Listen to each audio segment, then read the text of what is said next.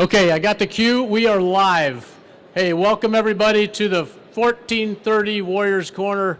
This is the best 1430 Warriors Corner presentation that you'll see today. So it's good to see you. And if you're curious in the aisles, come see us. We want to tell you, we want you to hear our story about the state partnership program and the difference it's been making for the last 20 years. I'm going to start with an assertion. I'm going to start with an assertion that Africa matters. And we're going to tell you a little bit about why. It matters because the security, the stability, the prosperity, the growth of our African partners is strategically important to our partners, and it's strategically important to us. And so we're going to talk to you a little bit about why the state partnership program is important to that, and why it matters and how it helps to contribute. My name is Major General Todd Wasmund. I'm the commander of the Southern European Task Force Africa. And we are the headquarters, the Army headquarters that wakes up every day thinking about our partners in Africa and how we can help each other to be successful in our shared interests there. So we're fortunate today as we talk about the state partnership program to be joined by General Dan Hokanson, the Chief of the National Guard Bureau, who is going to talk to us just a little bit about the program, but not until after this introductory video to show you a little bit about the state partnership program. So we can start the video, please.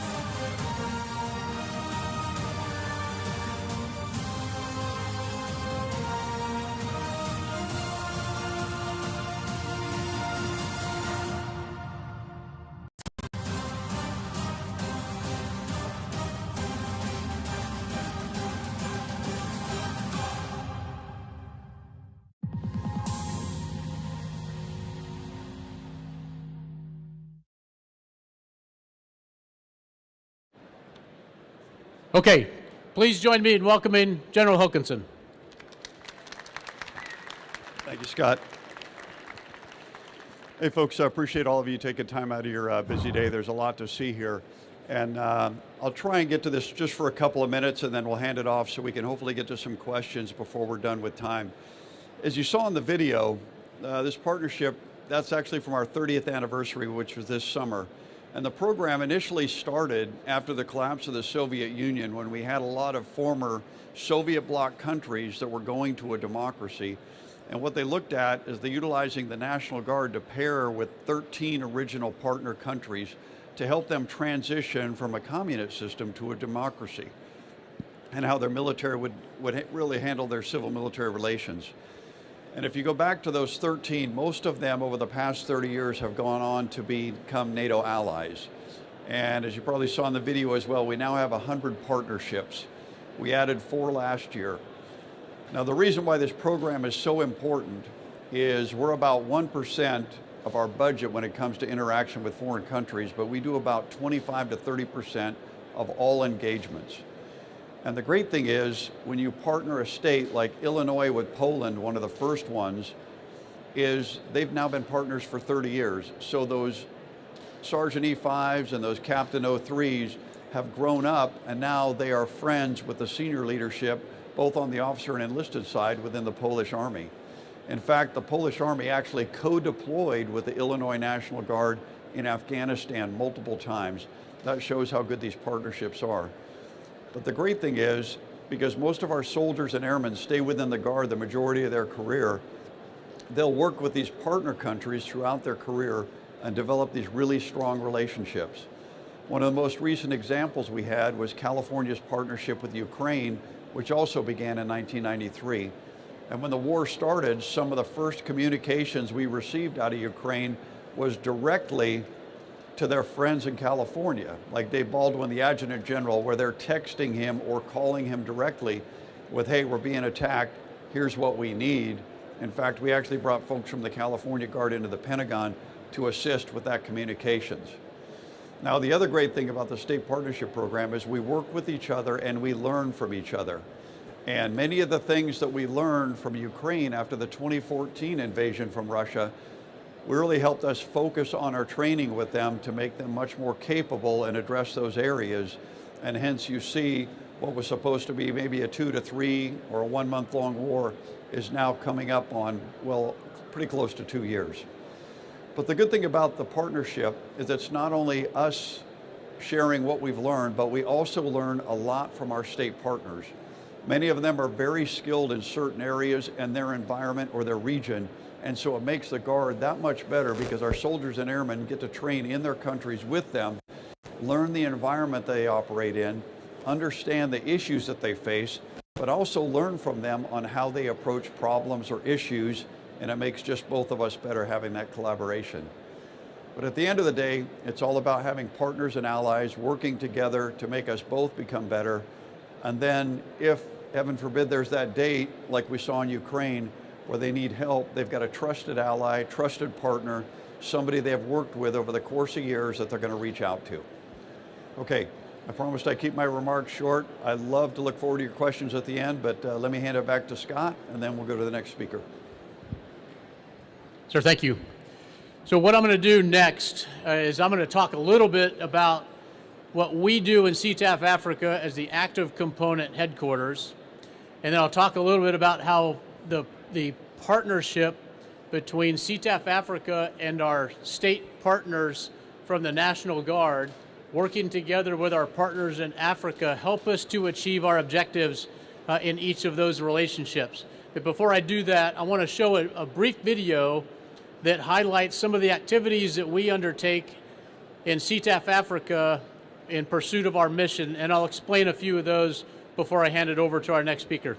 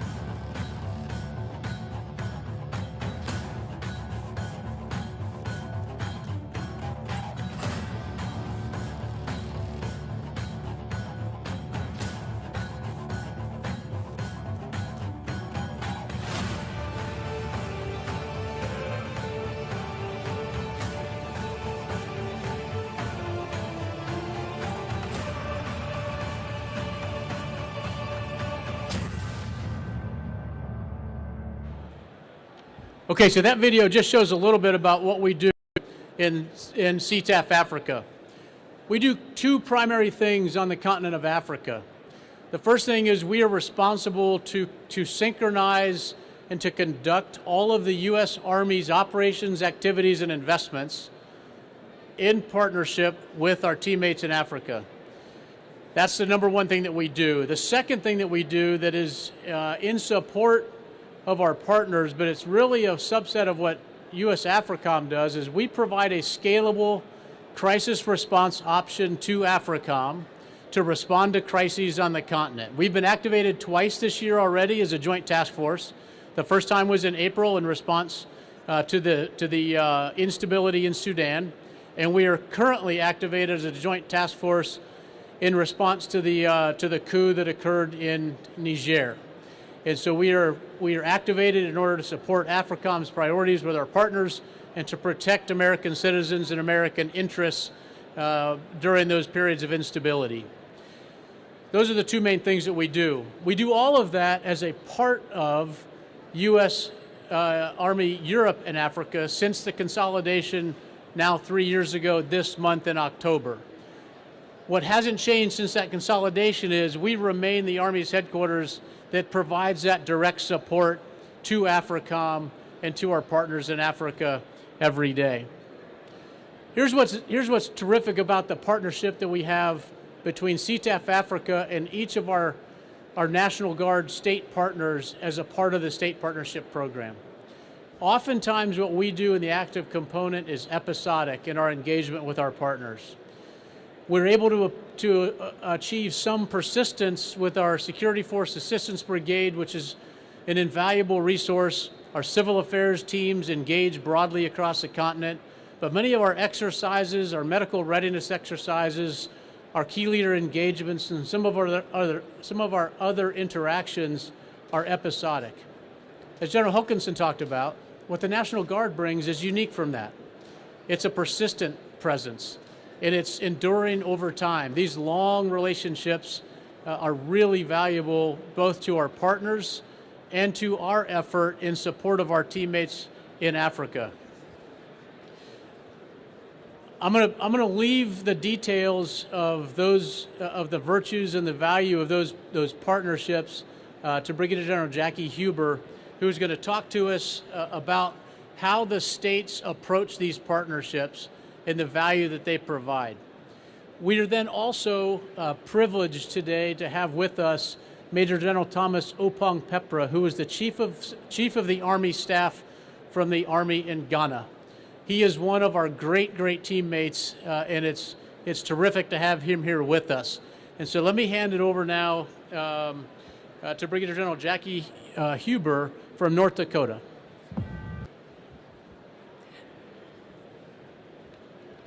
Thank you, sir. Just to start off with a little bit of gratitude, thanks for everybody for setting up this great event. When the North Dakota National Guard had the opportunity to come and talk and brag a little bit about our SPP program with Ghana, Togo, and Benin, we were pretty excited to do that. But before we get into the details, we're going to start with a quick short video.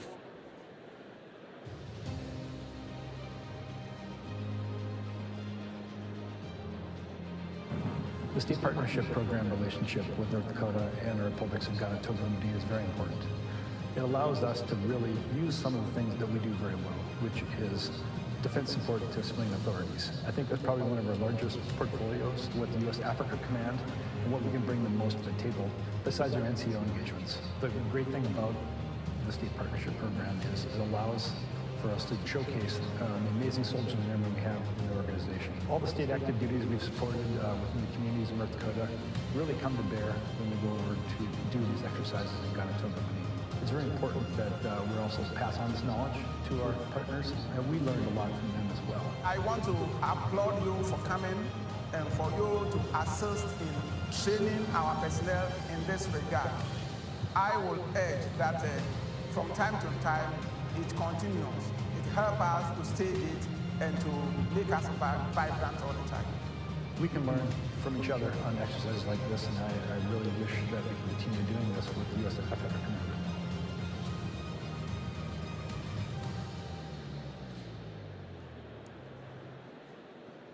So as I mentioned, we have 3 partnerships on the continent of Africa. We're going to be celebrating our 20-year state partnership with Ghana this spring.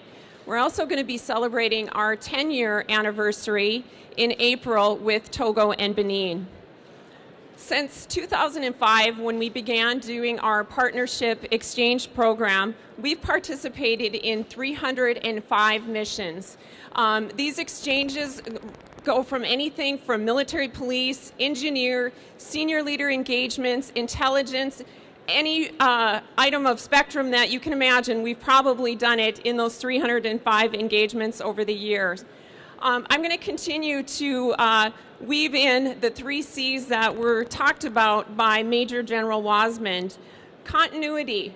We offer continuity through our bilateral affairs officers that are assigned to each embassy. They become the knowledge management base for those ambassadors and a forefront of what activities are taking place. Consistencies. On our exchange, we have NCOs and officers that do repeat trips to these nations, offering their subject matter expertise in whatever field it might be that they're supporting.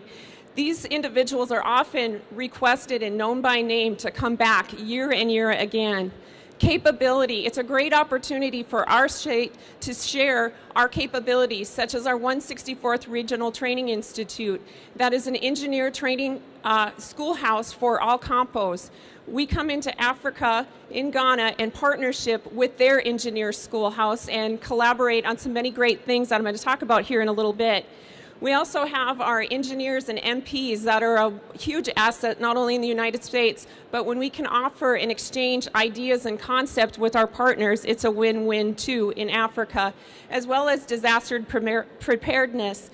Our Division of Emergency Management has supported 55 missions over the last since 2005, 20 years going on, which is incredible, and it provides that civ to civ opportunities for growth just beyond the mill-to-mill type relationships.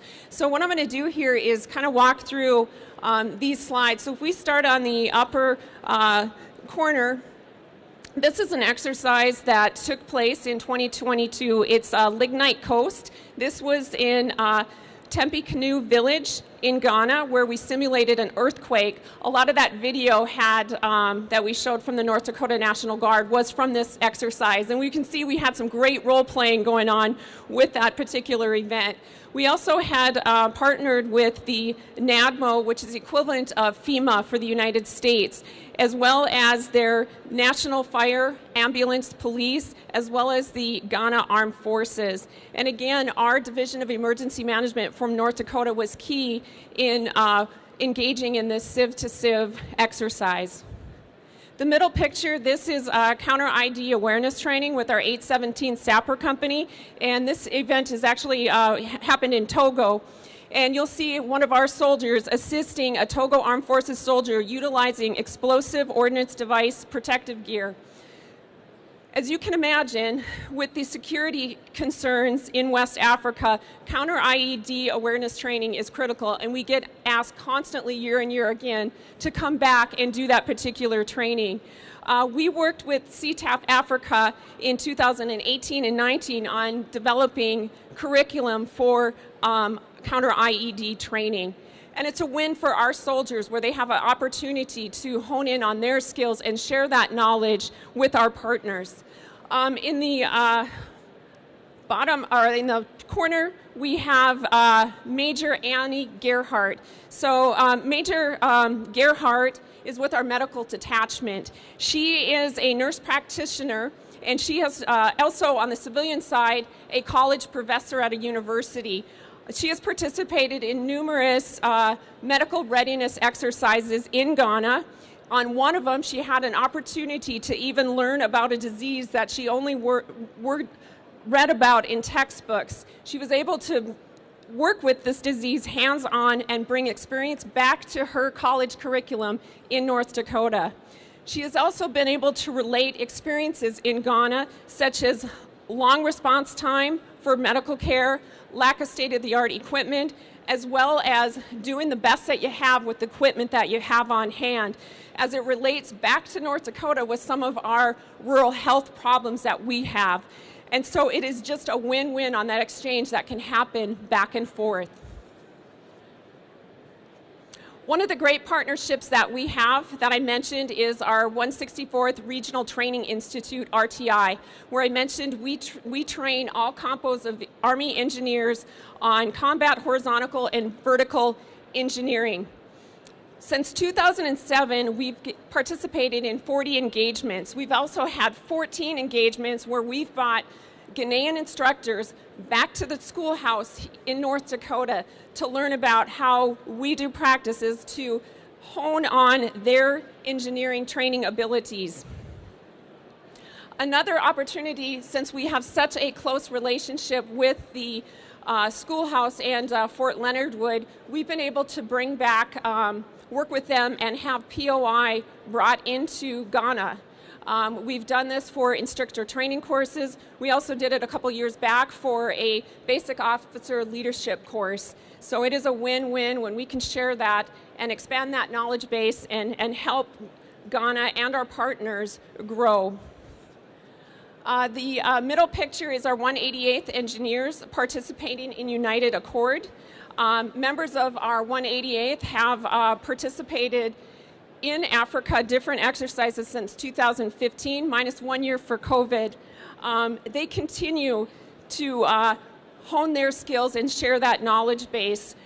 One of the interesting, when it's a small army, we have Second Lieutenant Dennis Duko, who was a Ghanaian-born soldier who is now a first lieutenant in the North Dakota Army National Guard. We have 9 Ghanaians serving right now in the North Dakota National Guard. And one of the awesome things that with Lieutenant Duku was that we were able to do a project at his school that he attended and build desks and that, and it was just such a great experience and just really learning firsthand that exchange and those bonds that can happen.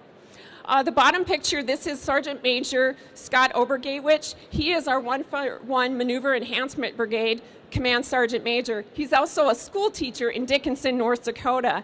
In this picture, this was just taken in September, he is discussing professionalism within the NCO Corps with senior NCOs from the Ghanaian Armed Forces.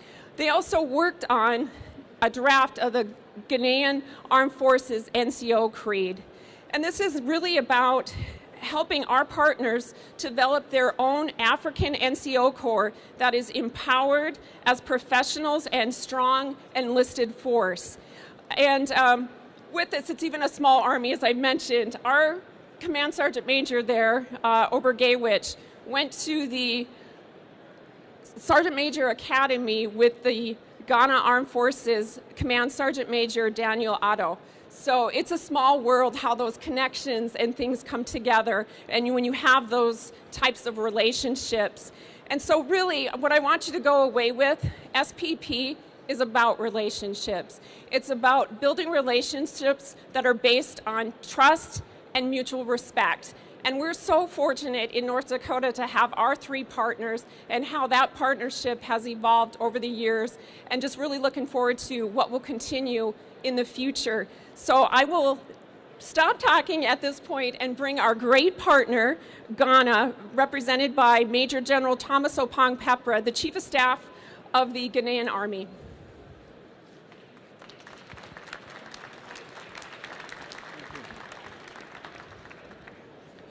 Thank you very much. Ghana is a peaceful, stable, and highly democratic country and lies in the West African region that is bedeviled with and also full of overthrows of governments and so on and so forth. In 2004, the Ghana Armed Forces went into a state partnership program with the North Dakota National Guard.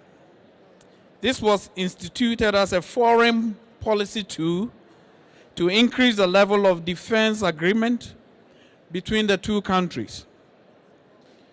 The state partnership program has had an average of 13 events annually, and the 20th anniversary of this novel initiative is expected to be celebrated next year in Ghana. One of my objectives since I took over command of the Ghana Army has been to leverage this strategic cooperation to enhance military support to the Ghana Army. I believe in the words of Henry Ford that coming together is a beginning, keeping together is progress, and working together is success. And so one may ask, what are the objectives of this partnership with North Dakota National Guard? The first one is the development of economic, political, and military ties between the 2 countries, that is the U.S. and Ghana. Again, it fosters mutual interest and establishes habitual long-term relationships across all levels of security. It helps in building peacekeeping capabilities of the Ghana Armed Forces. And here it will interest you to know that Ghana Armed Forces is the 7th contributor to the UN operations over the world. Presently, we are engaged in 6 peacekeeping operations. So the help that we get from North Dakota is really immense and beneficial to us. What progress have we made so far? Some of them are the training support that my colleague elaborated so well, and that includes partaking in exercises like a Best Warrior that took place in North Dakota. We have also been having exercises, as he said, on disaster management, and we do that in collaboration with the civil authorities. NCO development, team management, troop leading, critical thinking exercises, and counseling best practices are all part of things that we do together, and it's working very well for us. Assistance to Engineer Training School is key, and it's been beneficial to the Ghana Armed Forces. Last but not the least, the medical outreach activities have had positive impacts on the locals in the rural areas of Ghana. In conclusion, I will say that the State Partnership Program initiative with the North Dakota National Guard has been very engaging under the outstanding leadership of Major General Dorman, the Adjutant General of North Dakota National Guard. His vision, proactiveness, and active leadership engagement through regular visits to Ghana has helped to deepen the level of defense cooperation between Ghana and the U.S.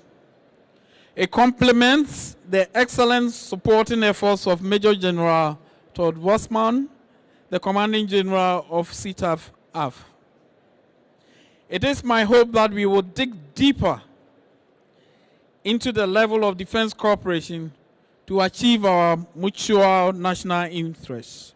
Thank you very much for your attention.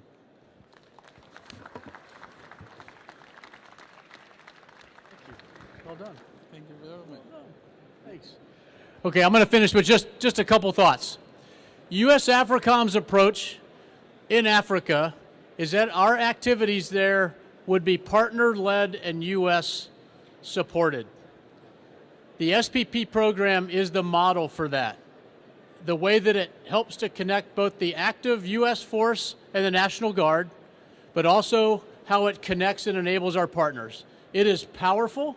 I'm glad that you've taken a few minutes to listen to us tell our story. These partnerships are more than just that. They are friendships. General Pongpepra, I'm proud to call you a friend.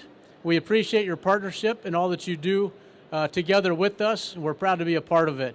Jackie, thanks very much today, and General Hookinson, thanks very much for giving us the wasta of today's presentation. So with that, let me open the floor to any questions that anybody might have. Sir.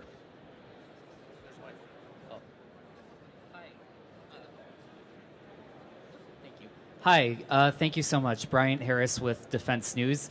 I have a question for General Pongpepra, if you don't mind. You mentioned you're in a pretty region of Africa that's been ridden by coups over the last few months. I know ECOWAS, I think the meeting was in Ghana a couple months ago, was contemplating military intervention in Niger in response to the coup. Can you kind of give us an update on the state of play there and what you personally see as the path forward in Niger? Thank you. Thank you very much. Presently, what the regional body is doing is to explore diplomatic avenues to solve the problem. Concurrently, the military is also doing some military assessment, and I believe that the regional body will succeed in the diplomatic effort so we don't go to war. Thank you very much.